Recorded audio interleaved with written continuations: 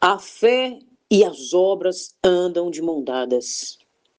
Tiago 2,14 vai dizer: de que adianta, meus irmãos, alguém dizer que tem fé se não tem obras? Acaso essa fé pode salvá-lo? Assim também a fé por si só, se não for acompanhada de obras, está morta. Nessa passagem, Tiago nos ensina uma verdade que precisa ficar cravada em nosso coração. A fé e as obras caminham de mão dadas. Uma não substitui a outra. A verdadeira fé, queridos, produz obras, e as obras verdadeiras são fruto de uma fé genuína. Vejamos o exemplo de Abraão, né? Talvez muitos de nós admiremos por sua intimidade com Deus. O Senhor falava diretamente com ele. Abraão era um homem de fé, mas imagine quando Deus lhe pediu Isaque. Se ele tivesse recusado aquilo, hein? Que valor teria a sua fé? Ele seria apenas palavras jogadas ao vento.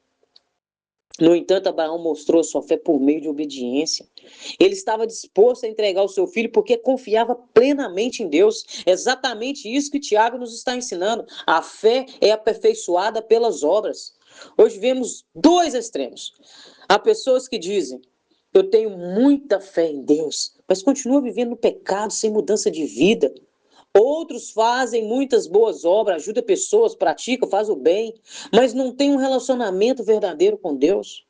Os dois extremos estão errados. Alguém pode me dizer: eu creio muito em Deus, mas a Bíblia vai nos dizer que até os demônios creem, e pior, tremem. Portanto, apenas acreditar que Deus existe não é o suficiente. Olhemos também o exemplo de Raabe. Ela poderia ter dito: eu creio em Deus, e continuar vivendo na prostituição, sem qualquer mudança de vida. Poderia ter usado desculpa como muitos fazem hoje. Ah, Deus conhece o meu coração. Só Deus pode me julgar. Eu não preciso de igreja. Eu sou uma pessoa boa. Não faço mal para ninguém. Eu não roubo, eu não mato, eu não fumo, eu não bebo. Mas usando isso como desculpa, não julgueis, para continuar a vida errada. Ela poderia ter continuado no pecado, justificando o tempo inteiro. Mas também poderia ter feito apenas uma boa ação sem fé. Poderia ter acolhido os espias e, ao mesmo tempo, duvidado da promessa de Deus, dizendo: eu vou ajudar vocês, mas essas muralhas nunca vai cair não, hein? Ou então dizer: eu estou fazendo isso apenas porque sou uma pessoa boa. Percebe? Nem apenas a fé e nem as obras seriam suficientes. Mas Raabe, ela fez diferente. Ela creu, ela agiu, ela colocou sua vida em risco porque acreditou naquilo que Deus faria. Sua fé produziu aquela atitude. Foi por isso que ela foi salva. Se Raabe tivesse apenas acreditado sem agir, teria morrido juntamente com todos os habitantes de Jericó. Não apenas ela, mas toda a sua família. E isso nos ensina algo muito sério. Nossos pecados, nossa omissão não atinge somente a nós, somente o meu eu. Muitas vezes atinge também aqueles que amamos. O salário do pecado é a morte. Alguém sempre paga um preço. Foi exatamente por isso que Jesus se entregou na cruz. Ele pagou o preço que era nosso, para que hoje vivamos uma fé acompanhada de obediência e transformação. A Bíblia nos dá exemplo claro disso. Davi pecou e sua família sofreu as consequências. José, porém, permaneceu fiel a Deus e sua obediência foi instrumento para salvar toda a família da fome. Percebemos como suas escolhas influenciam outras pessoas? As nossas escolhas influenciam as pessoas. Raabe compreendeu isso. Ela não só quis pagar para ver, ela decidiu confiar em Deus. E observe um detalhe maravilhoso, queridos. Deus escolheu justamente a mulher mais desprezada daquela cidade para fazer parte da história da salvação. Isso é muito forte. Talvez você pode até pensar: minha vida está cheia de pecado, eu já errei demais, não tem mais jeito para mim.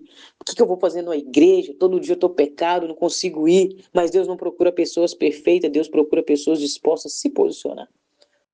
O preço pelos nossos pecados, ele já foi pago por Jesus. Agora ele espera de nós arrependimento, obediência, uma fé viva. Raabe não teve medo de soldados pegar, não teve medo de ser conspirada, traidora. Você deve morrer. Ela escolheu obedecer a Deus. Ainda que ela morresse por aquela causa que ela fez, ela morreria com a consciência tranquila, mas nós não. Quantas vezes temos vergonha de falar de Jesus? Temos medo da opinião das pessoas, temos medo de ser criticado. Muitas vezes não temos vergonha de expor nossa vida na rede social, de buscar a aprovação das pessoas e viver conforme o padrão desse mundo. Olha, fulano viu meus stories, não curtiu meu post? Olha só, tanta gente nesse Instagram e as pessoas que mais ficam aqui puxando meu saco não curtiu minha foto. Nós precisamos muito pensar. Talvez você não tenha cometido adultério e matado ninguém, como você sempre disse. Talvez até frequenta uma igreja. Pode ser ao contrário, né? Você pode até orar, jejuar, ajudar pessoas e até ver Deus operando milagres através da sua vida. Mas Deus conhece o coração, a intenção, será que foi genuína de tudo isso? Por dentro de mim está tudo ok? Ele sabe quando as nossas obras não são fruto de uma fé genuína. Da mesma forma, ele sabe quando dizemos ter fé, mas não existe obediência. Tanto a fé sem obras, quanto as obras sem fé são mortas.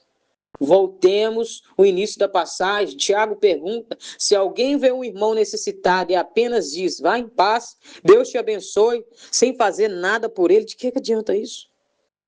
E essa pergunta continua nos dias de hoje. Se Deus colocou uma necessidade diante de você, deixe ser usado por ele. Talvez você diga, mas eu não tenho condição, não tenho dinheiro. Tudo bem, ore por essa pessoa, não tenho ouro nem prata, mas o que eu tenho eu te dou. Ajude a encontrar alguém para ajudar essa pessoa, mobilize outras pessoas, use suas redes sociais com sabedoria, organize uma campanha, faça alguma coisa. Faça uma arrecadação sem expor, sem humilhar quem está passando necessidade. Sempre existe alguma coisa que podemos fazer.